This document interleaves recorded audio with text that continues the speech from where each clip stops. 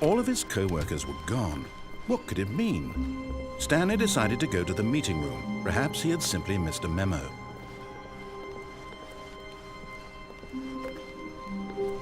When Stanley came to a set of 2 open doors, he entered the door on his left.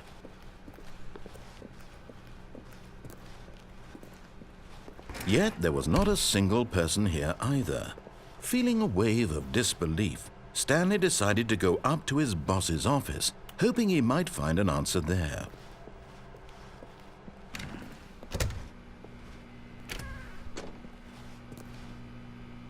Stanley stepped into the broom closet, but there was nothing here, so he turned around and got back on track.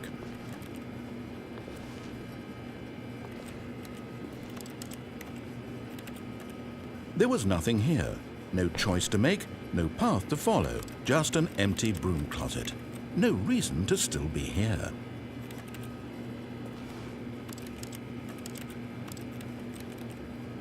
It was baffling that Stanley was still just sitting in the broom closet. He wasn't even doing anything. At least if there was something to interact with, he'd be justified in some way. As it is, he's literally just standing there doing sweet FA.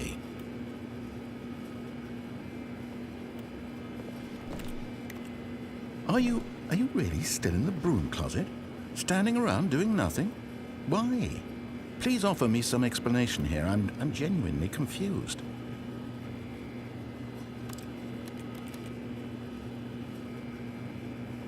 You do realize there's no choice or anything in here, right?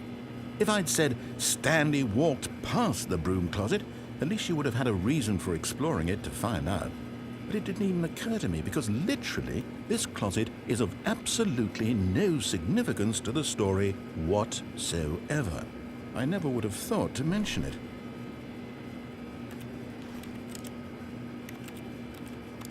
Maybe to you this is somehow its own branching path. Maybe when you go talk about this with your friends, you'll say, "Oh, did you get the broom closet ending? The broom closet ending was my favorite." I hope your friends find this concerning.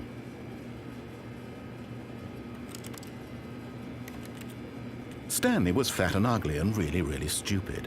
He probably only got the job because of a family connection. That's how stupid he is. That or with drug money. Also, Stanley is addicted to drugs and hookers. Well, I've come to a very definite conclusion about what's going on right now. You're dead. You got to this broom closet, explored it a bit, and were just about to leave because there's nothing here, when a physical malady of some sort shut down your central nervous system and you collapsed on the keyboard. Well, in a situation like this, the responsible thing is to alert someone nearby so as to ensure that your body is taken care of before it begins to decompose. Hello? Anyone who happens to be nearby? The person at this computer is dead. He or she has fallen prey to any number of your countless human physiological vulnerabilities. It's indicative of the long-term sustainability of your species. Please remove their corpse from the area and instruct another human to take their place at the computer, making sure they understand basic first-person video game mechanics and filling them in on the history of narrative tropes in video gaming, so that the irony and insightful commentary of this game is not lost on them. All right, when you've done that, just step out into the hallway.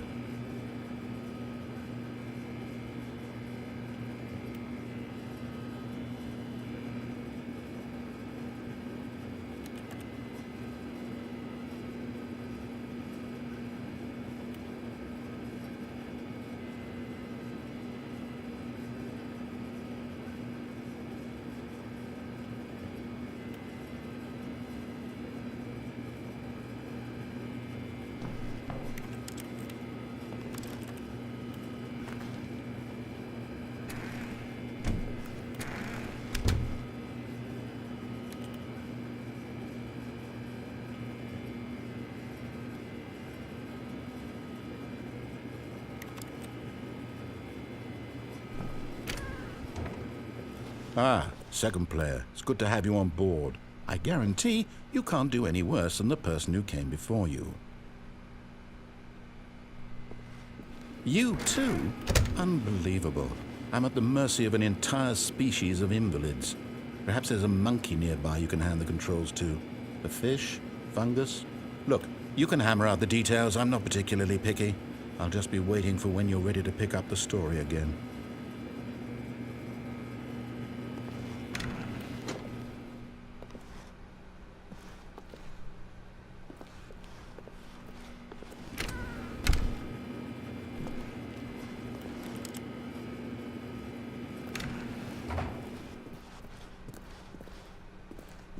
Coming to a staircase, Stanley walked upstairs to his boss's office.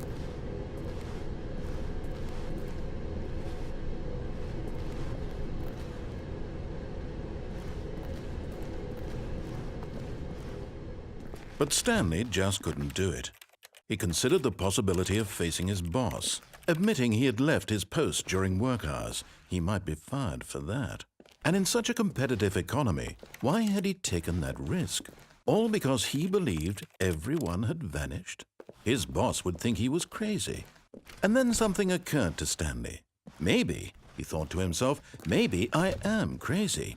All of my co-workers blinking mysteriously out of existence in a single moment for no reason at all? None of it made any logical sense. And as Stanley pondered this, he began to make other strange observations. For example, why couldn't he see his feet when he looked down? Why did doors close automatically behind him wherever he went? And for that matter, these rooms were starting to look pretty familiar. Were they simply repeating? No, Stanley said to himself, this is all too strange. This can't be real.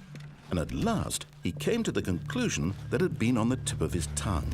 He just hadn't found the words for it. "I'm dreaming!" he yelled. "This is all a dream." Oh, what a relief Stanley felt to have finally found an answer, an explanation. His co-workers weren't actually gone. He wasn't going to lose his job. He wasn't crazy after all. And he thought to himself, I suppose I'll wake up soon.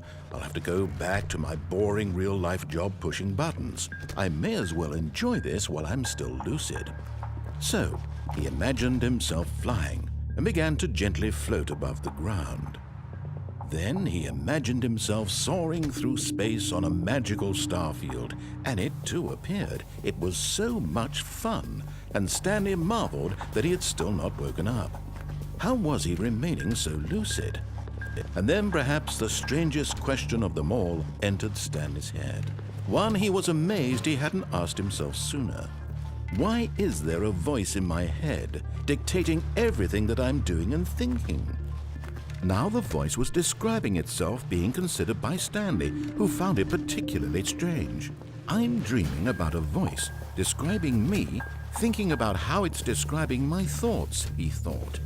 And while he thought it all very odd and wondered if this voice spoke to all people in their dreams, the truth was that, of course, this was not a dream. How could it be? Was Stanley simply deceiving himself, believing that if he's asleep, he doesn't have to take responsibility for himself? Stanley is as awake right now as he's ever been in his life. Now, hearing the voice speak these words was quite a shock to Stanley. After all, he knew for certain, beyond a doubt, that this was in fact a dream. Did the voice not see him float and make the magical stars just a moment ago? How else would the voice explain all that? This voice was a part of himself too. Surely, if he could just... He would prove it. He would prove that he was in control, that this was a dream. So he closed his eyes gently, and he invited himself to wake up.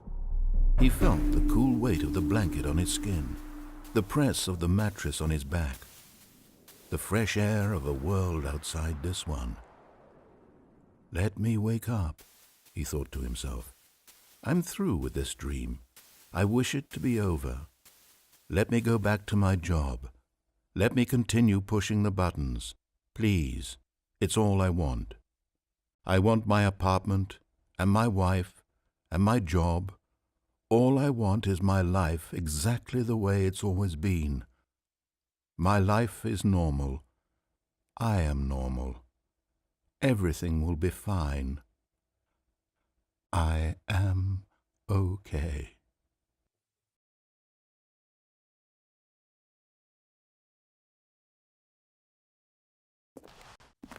Stanley began screaming. "Please, someone, wake me up. My name is Stanley. I have a boss. I have an office. I am real. Please, just someone tell me I am real. I must be real. I must be. Can anyone hear my voice? Who am I? Who am I?" And everything went black.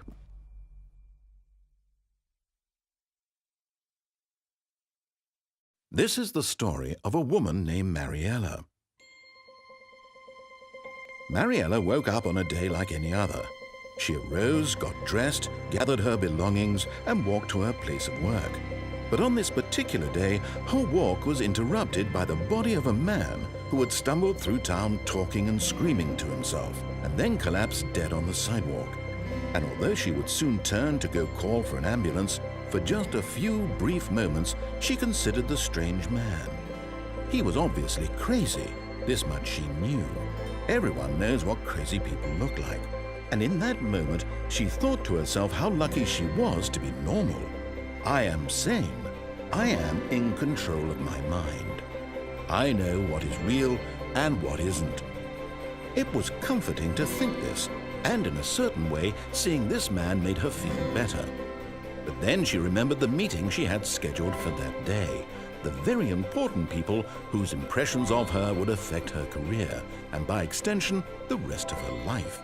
She had no time for this, so it was only a moment that she stood there, staring down at the body. And then she turned and ran.